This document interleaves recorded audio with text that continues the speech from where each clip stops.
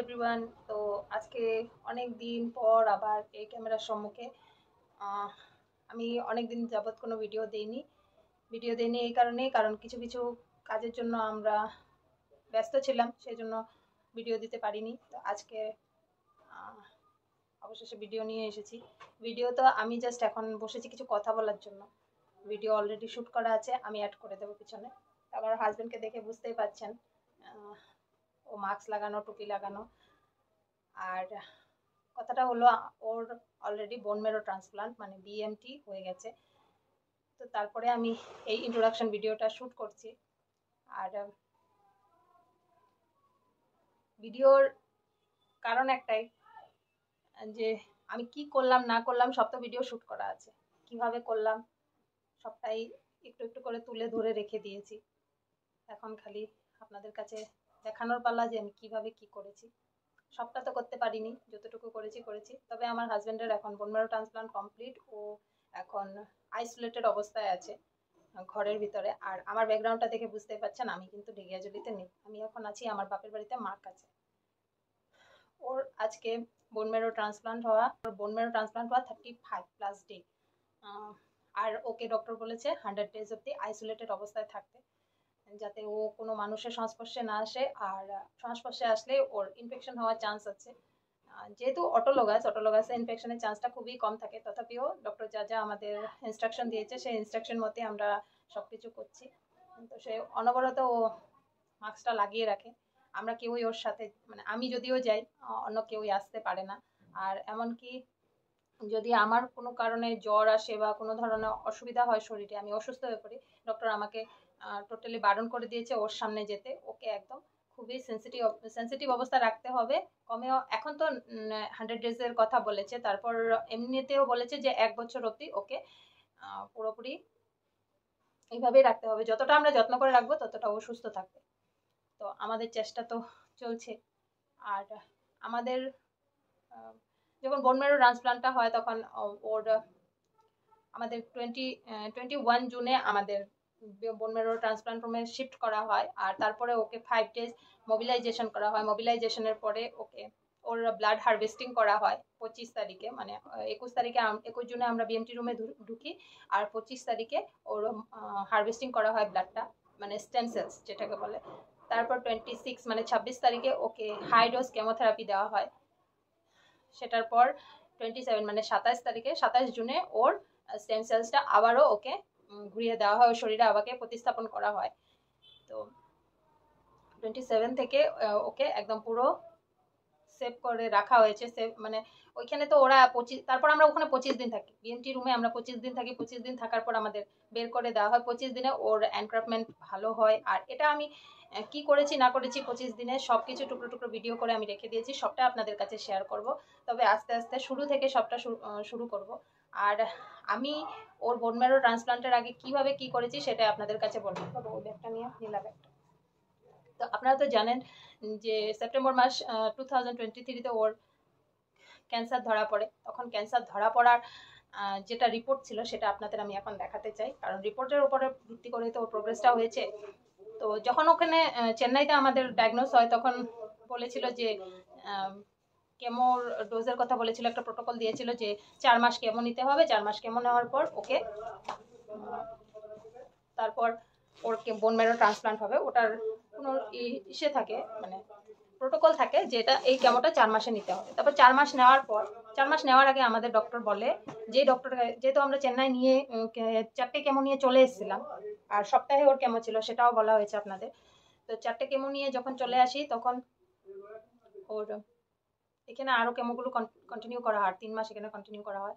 তো এটা আমাদের তেজপুর ডক্টরের কাছে আমাদের রেফার করে দিয়েছিল। তো তেজপুর ডক্টর যখন ওর কেমোগুলো কন্টিনিউ করে, তখন যখন শেষ হয়ে আসে 16টা কেমো শেষ হয়ে আসার পর, তখন আমাদেরকে ডক্টর বলে যে যে তোমরা কি চেন্নাই যাবে না বোন ম্যারো ট্রান্সপ্লান্ট করার জন্য? তখন আমরা বললাম যে আমাদের টাকা পয়সার খুবই প্রবলেম, আমরা যেতে পারবো না। তখন ডক্টর বলে ঠিক আছে, যদি ওখানে না যেতে পারো তবে তোমরা এখানে করতে পারো।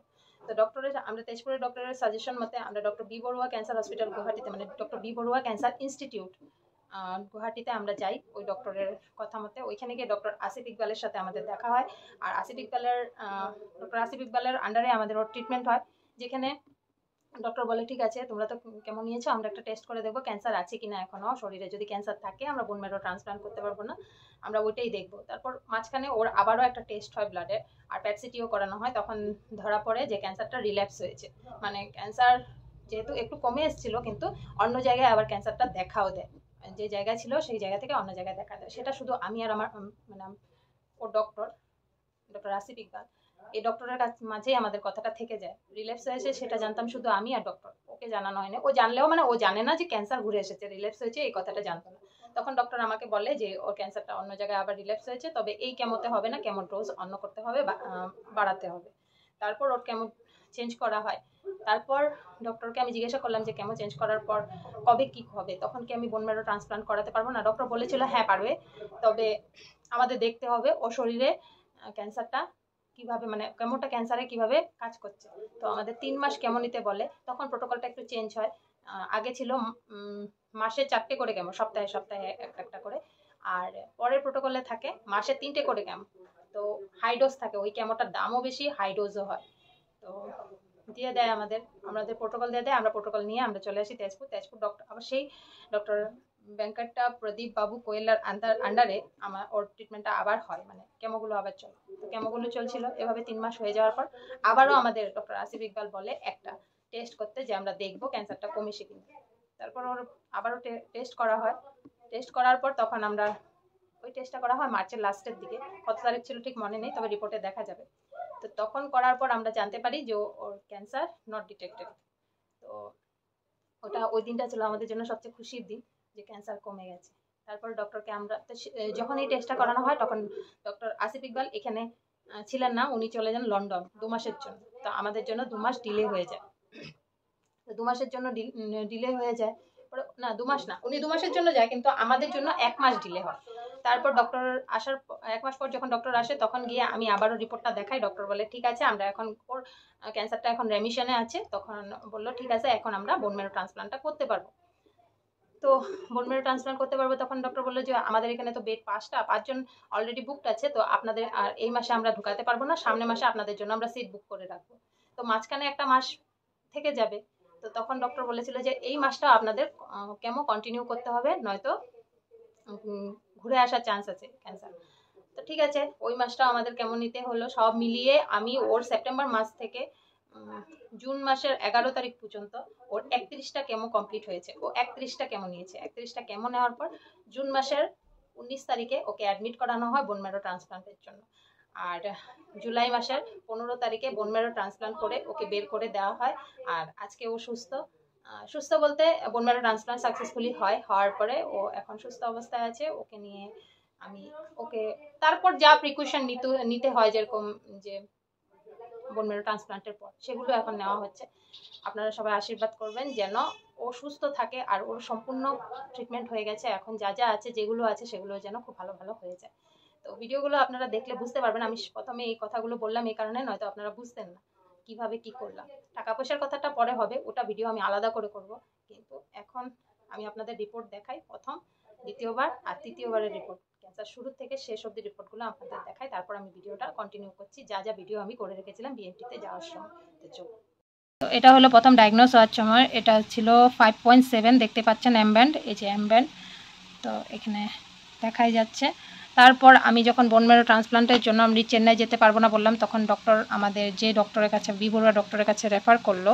তো আসিফ ইকবাল ডক্টরের কাছে যখন আমরা প্রথম গেলাম, উনি যখন একটা টেস্ট করবে বললেন যে এই টেস্টটা দেখে উনি আরও বোন ম্যারো ট্রান্সপ্লান্টে কথা ভাববেন। তখন উনি যখন লাস্ট, এটা 3 তারিখে, জানুয়ারি 3 তারিখে করা হয়, এই টেস্টটা করানো হলো। এটা এই যে দেখতে পাচ্ছেন স্পাইক, এখানে কত 2.6, আগেরটা ছিল 5.7, তা ওটা কমে গিয়ে 2.6 হয়েছে, কিন্তু এখানে রিল্যাপস হয়ে গেছিলো। 2.6 হয়েছে ঠিকই, কম হয়েছে ঠিকই, কিন্তু এটার মধ্যেও ওর ক্যান্সারটা আবারও ঘুরে এসেছিল। তো এটার জন্য তখন ওর কেমোর ডোজটা বেড়ে যায়। তখন 3 মাস কেমো দেওয়া হয়। এই টেস্টটার পর ওকে আরও 3 মাস কেমো দেওয়া হয়। সে ওই কেমোগুলো নেওয়ার পর তারপর এপ্রিলে যখন আমি আবারও টেস্ট করলাম, এই যে এখানে লেখাই আছে, এপ্রিলে যখন আমি আবারও টেস্ট করলাম, লাস্ট টেস্ট 3 মাস পর, তখন এই যে লেখাই আছে এখানে অ্যামব্যান্ড নট ডিটেক্টেড, দেখতেই পাচ্ছেন এখানে লেখাই আছে not detected, impression normal pattern. দেখতে পাচ্ছেন এখানে কতটা আর এখানে কতটা, আর এটা হলো অ্যাম্বেন্ট নট ডিটেক্টেড প্লাস এখানে আমি আপনাদের ছবিটা দেখাই, এই যে ছবিটাতে অ্যাম্বেন্ট নেই। তো এই হলো ব্যাপার। তার মানে এটা করার পর আমরা বুঝতে পারলাম যে ওর ক্যান্সারটা গুড রেমিশনে চলে গেছে। তারপর ওকে বোন ম্যারো ট্রান্সপ্লান্টের জন্য তৈরি করা হলো। তো কীভাবে কি করলাম সেটা তো একটু একটু করে করেই রেখেছি, তো আপনাদের দেখাই কিভাবে কি করেছি, আপনারা পরে ভিডিওগুলো দেখুন।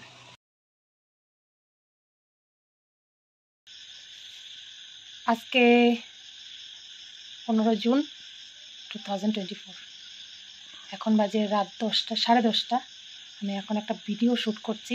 জানি না এই ভিডিওটা আমি কবে পোস্ট করব, কি করব তার বিষয়ে আমার কোনো আইডিয়া নেই। জাস্ট কিছু অংশ আমি শ্যুট করে রাখছি, কিছু কথা শ্যুট করে রাখছি। আমি আদৌ ভিডিওটা পোস্ট করব কিনা আমি কিন্তু জানি না, জাস্ট খালি শ্যুট করছি।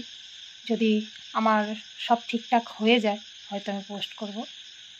তো আজকে 15 দিন, আজকে সেই সেপ্টেম্বরের মাস থেকে আমার হাজব্যান্ডের যে ক্যান্সার জার্নি স্টার্ট হয়েছিল আমি আপনাদের কাছে শেয়ার করেছি। হয়তো সেপ্টেম্বরের আমি কোনো শ্যুট করিনি, পরে যখন সবাই বলল যে আমার এই কথাটা সবাইকে জানানো উচিত, তো সেই সময় আমি কিছু কিছু শ্যুট করেছিলাম, 2-3টে ভিডিও দিয়েছিলাম। তারপর আমার ভিডিও দেওয়া হয়নি এই ব্যাপারটা নিয়ে যে আমি কী করছি কি না করছি, আমার হাজব্যান্ডের চিকিৎসা কী হচ্ছে না হচ্ছে, আমি কিচ্ছু বলিনি। তবে আজকে আমি ওই সেপ্টেম্বর মাস থেকে যখন আমার হাজব্যান্ডের ক্যান্সার ধরা পড়ে তখন থেকে চলে আসা আজকে জুন মাসের 15 তারিখ 2024, ওটা ছিল 2023 সেপ্টেম্বর। তো এই কয় মাসের জার্নিটা আমি কেমনভাবে কাটিয়েছি, কি করেছি সেগুলো হয়তো আমি আপনাদের কাছে কিছুই দেখাইনি বা বলতে চাইনি, কিন্তু আজকে 15 জুন তারিখে দাঁড়িয়ে আমার হাজব্যান্ডের সব যেগুলো মানে ক্যান্সার জার্নিতে যা যা হয়েছে, যা যা করেছি, আমি কি পেয়েছি না পেয়েছি সব না দেখালেও আমি কিছু কথা বলতে চাই। আজকের ডেটে আমার হাজব্যান্ড পুরোপুরি ক্যান্সার মুক্ত। আর 2024 মার্চে ওর ক্যান্সারের লাস্ট যেটা টেস্ট হয় সেই টেস্টটা করানো হয়েছে ব্লাডে, ওর ক্যান্সার নট ডিটেক্টেড বেরিয়েছে। ও ডক্টর আমাদেরকে বলেছে যে এই সময়টাতে ওর বোন ম্যারো ট্রান্সপ্লান্ট করতে হবে। তো বোন ম্যারো ট্রান্সপ্লান্ট করার জন্য আমি এই 2 মাসে ওর যা যা প্রসিডিওর আছে সবগুলো কমপ্লিট করেছি। আজকে জুন মাসের 15 তারিখে ওর সব প্রসিডিওর কমপ্লিট হয়েছে। আর জুনের 19 তারিখ মানে 19-এ ওর বিএমটি স্টার্ট হবে, মানে বোন ম্যারো ট্রান্সপ্লান্ট, যেটা কিনা আমাদের করতে হবে। এটা না করলে ওর ক্যান্সার আবারও ঘুরে আসার সম্ভাবনা আছে ডক্টর বলেছে। আর এটা যদি করে ফেলি ওর ক্যান্সারের মানে ঘুরে আসার কোনো সম্ভাবনা নেই, ও একদম সুস্থ স্বাভাবিক জীবন আবারও শুরু করতে পারবে। তো সেই জন্য ওর আজকে সব কমপ্লিট হলো। আমি সব কিছু ডক্টরের কাছে হ্যান্ড ওভার করেছি সব ডকুমেন্টস। তো 19 জুন আমার হাজব্যান্ড বিএমটির জন্য একদম পুরোপুরি প্রস্তুত, ওকে বিএমটি রুমে নিয়ে যাওয়া হবে। সেই জন্য আমি আজকে শ্যুটটা করলাম যে এই ভিডিওটা করে রাখি। আমি কবে দেবো জানি না, যদি পারি অবশ্যই শেয়ার করব, আর না হলে তো হয়তো আমি এই ভিডিওটা শেয়ার করতে পারবো না। আজকে এইটুকুই, তারপরে জার্নিগুলো আমি টুকরো টুকরো করে আমি আপনাদের জন্য তুলে রাখবো, সেগুলো আমি পরে শেয়ার করব যদি পারি। আজকে হলো 17 জুন, আর এর আগের ভিডিওটা করেছিলাম আমি 15 জুনে আমার হাজব্যান্ডকে নিয়ে। আমি তখন বলেছিলাম যে আমার হাজব্যান্ডের বোন ম্যারো ট্রান্সপ্লান্টের প্রসেস শুরু হবে 19 জুন থেকে।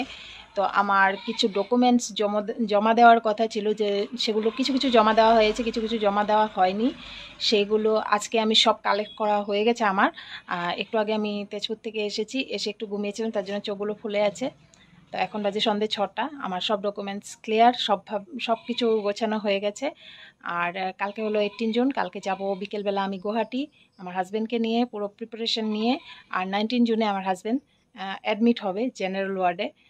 প্রথমে 1 সপ্তাহ জেনারেল ওয়ার্ডে রেখে ওকে ট্রিটমেন্ট করা হবে, 1 সপ্তাহ পর ওকে বিএমটি রুমে ট্রান্সফার করা হবে। কীভাবে কী হবে আমি জানি না, আমি টুকরো টুকরো ভিডিও করে রাখছি, যদি পারি দেখাতে পারবো। হয় কি ডকুমেন্টস আমি কালেক্ট করেছি, কি করেছি সবটা আপনাদের কাছে একটু করে ছোট্ট করে আমি শেয়ার করে দিই। চলুন আমি দেখাই। এই ব্লাড টেস্টটা করানো হয়েছে, এই যে ব্লাড টেস্টগুলো লিখে দিয়েছিল এটা সম্পূর্ণটা, এগুলো সব ঠিক আছে। ডক্টর বলেছে এই ব্লাড টেস্টটা করানো হয়েছে, এটা আমি জমা দিয়ে দিয়েছি অলরেডি হসপিটালে একটা জেরক্স করে। আর এটা হলো ইসিজি, যেটা আমার হাজব্যান্ডের করানো হয়েছিল। এই ইসিজিটাও বলেছে নর্মাল আছে, ঠিক আছে, এটাও জমা দেওয়া হয়ে গেছে। এটা হলো ইকো ইসিজি, ইকো কার্ডিওগ্রাফি, এটাও জমা দেওয়া হয়ে গেছে এগুলো। আরও এটা একটা কিডনির টেস্ট করানো হয়েছিল, এটা গুয়াহাটিতেই করানো হয়েছে, যে হসপিটালে আমার হাজব্যান্ডের বোন ম্যারো ট্রান্সপ্লান্ট হবে সেখানে করানো হয়েছে। এটাও নর্মাল আছে টোটালি। আর একটা আল্ট্রাসাউন্ড করানো হয়েছে। আল্ট্রাসাউন্ডের যেটা রিপোর্ট ওটা আপনাদের দেখাতে পারলাম না, সেটা ডক্টরের কাছে অলরেডি অনলাইন হয়ে গেছে। আর এগুলো করানোর পর ডক্টর বলেছিল কিছু ক্লিয়ারেন্স লাগবে, সেগুলোও করিয়ে নেওয়া হয়েছে। ক্লিয়ারেন্সগুলো এইগুলো। আমি এখন এই হসপিটালে ওর বিএমটি করাবো, doctor B Barooah cancer institute. আর এই 3টে ক্লিয়ারেন্সের দরকার ছিল, যেটা আমার আগে কালেক্ট করা হয়নি, তো এটা করা হয়েছে। স্যাটারডেতে এগুলো করেছি, আর আজকে একটা করেছি। এটা হলো ডেন্টাল সার্জনের থেকে একটা ক্লিয়ারেন্স নেওয়া হয়েছে, যে ওর কোনো দাঁতে ইনফেকশন নেই, এটা নেওয়া হয়েছে।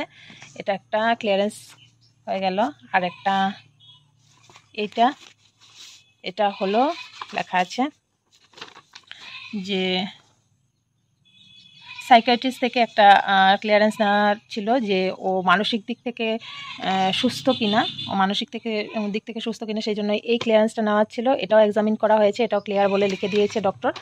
মানে আমার এই দুটো কমপ্লিট। আরেকটা ছিল চেস্টে কোনো ইনফেকশন আছে কিনা, যাতে হাই ডোজ কেমোথেরাপি যখন হবে ওর বিএমটির সময়, তখন যাতে ওর কোনো মানে অসুবিধা না হয়, সেই জন্য একটা চেস্টের ইনফেকশন আছে কিনা সেটা দেখার জন্য একটা ক্লিয়ারেন্স দরকার ছিল, সেটাও আজকে করে দিয়েছে। এই যে এটার জন্য আজকে তেজপুর গিয়েছিলাম, এটাও কমপ্লিট। আর একটা এক্সরে রিপোর্ট আছে, সেটাও দেখাই। এই এক্সরে রিপোর্ট ডান। এক্সরে রিপোর্টেও কোনো অসুবিধা নেই বলেছে, সব ঠিক আছে বলে দিয়েছে। তো আমার যে ডকুমেন্টসগুলো জমা দেওয়া ছিল সেগুলো জমা দেওয়া হয়ে গেছে। আর ক্লিয়ারেন্সগুলো নিয়ে আমি কালকে মানে 18 জুনে হসপিটাল চলে যাব। হসপিটালে গিয়ে আমি এইগুলো জমা দিয়ে 19 জুন থেকে আমার হাজব্যান্ডের বিএমটি স্টার্ট হবে। তো একটা বিএমটি প্রসেসে অনেক কিছু জমা দিতে হয়, অনেক কিছু টেস্ট করাতে হয়। আমার হাজব্যান্ডের অনেক কিছু টেস্ট হয়েছে, আর সব টেস্টের একটাই ভালো মানে ইসে হয়েছে যে টেস্টগুলোতে সব কিছুর রেজাল্টেই পারফেক্ট ছিল, যেটার জন্য আমার হাজব্যান্ডের বিএমটি প্রসেস খুব মানে তাড়াতাড়ি স্টার্ট হয়ে যাচ্ছে, আর খুব ভালোভাবে স্টার্ট হবে মনে হচ্ছে, ডক্টর যেভাবে বলল। তো অনেকগুলো স্ক্যান করেছি, অনেকগুলো টাকা পয়সার কথা তো বলবো না, অনেক টাকা গিয়েছে। সেগুলো না হয় আমি কোনো দিন কোনোভাবে আমি ভিডিওতে শেয়ার করবো, কত টাকা কোথায় কীভাবে আমি খরচ করেছি। টাকার কথা না, অ্যাকচুয়ালি আমার হাজব্যান্ড ঠিক হওয়া চাই, সেই জন্য করছি। তো আর এটার সাথে টাকার সাথে ছিল আমাদের অনেক কষ্ট, যেটা আমি আর আমার হাজব্যান্ড একা একা দুজনে মিলে করেছি, অনেক কষ্ট। আজকে একটা রিপোর্টের জন্য আমাকে আবার যেতে হয়েছে তেজপুর থেকে আসা, মানে খুবই কষ্টদায়ক। একজন অসুস্থ মানুষকে নিয়ে এদিক থেকে এদিক করা, এদিক থেকে এদিক করা খুবই কষ্টকর কথা। অ্যাকচুয়ালি আমার হাজব্যান্ড এখন অসুস্থ না, ওর শরীরে কোনো ক্যান্সার নেই এখন, সেই জন্য বিএমটি হচ্ছে। ক্যান্সার থাকলে বিএমটি হয় না, ক্যান্সার ক্লিয়ার করার পরে বিএমটি হয়। কিন্তু হলেও তো মানে মাত্র ও সুস্থ হয়ে উঠেছে, আর ওর উপরে এত অত্যাচার চলছে, কি বলবো। আর উপায় নেই, যার মানুষ নেই তার তো এইভাবেই করতে হবে, তাই না? তো ঠিক আছে, হোপ ফর দি বেস্ট। ভগবান যদি দয়া করে, কৃপা করে, এতটুকু প্রসেস কমপ্লিট হয়ে গেছে, বিএমটি প্রসেসও কমপ্লিট হবে, আমার হাজব্যান্ড পুরোপুরি সুস্থ হয়ে যাবে। আপনারা সবাই আশীর্বাদ করবেন। আমি জানি না এই ভিডিওটা আমি কবে দেবো, কিন্তু আমি তাও বলছি আপনারা সবসময় আমার উপরে আশীর্বাদের হাতটা রাখবেন। আর হ্যাঁ, বিএমটি রুমে ঢোকার আগে আমার কী কী এসেনশিয়াল জিনিস সেগুলো দিয়ে দিয়েছে ডক্টর, আমি আপনাদেরকে একবার দেখাই। এই যে বিএমটি রুমে ঢোকার আগে আমাকে কী কী নিতে হবে এখানে লিখে দিয়েছে। সব এই জিনিসগুলো সব নিয়ে যেতে হবে, কারণ আমি 1 মাসের জন্য বিএমটি রুমে আমার হাজব্যান্ডকে নিয়ে ঢুকবো, তারপর আমি কিন্তু বেরোতে পারবো না। সেই জন্য যা যা জিনিস লাগবে এখানে সব অলরেডি লিখে দেওয়া আছে, এই জিনিসগুলো নিয়ে আমাকে ঢুকতে হবে। এখানে শুধু পেশেন্টেরটা দেওয়া আছে, এখানে আমারটা এখানে দেওয়া নেই, কিন্তু আমার যা যা লাগবে সব এখানে অ্যাড করে দিতে হবে। নিয়ে মানে ঢোকার আগের দিন এই জিনিসগুলো নার্স ডক্টরের কাছে বিএমটি রুমে সাবমিট করতে হবে। এই সব জিনিসগুলো সাবমিট করার পর ওরা এটাকে স্যানিটাইজ করে খুব ভালো করে পরিষ্কার করে নেবে। তারপর আমরা পরের দিন, এটা জমা দেওয়ার পরের দিনই আমরা বিএমটি রুমে ঢুকতে পারবো, কারণ এই জিনিসগুলো খুব এসেনশিয়াল, এগুলো আমার বিএমটি রুমে ব্যবহৃত হবে, সেই জন্য ওরা ওটাকে আগে ভালো করে স্যানিটাইজ করে রাখবে।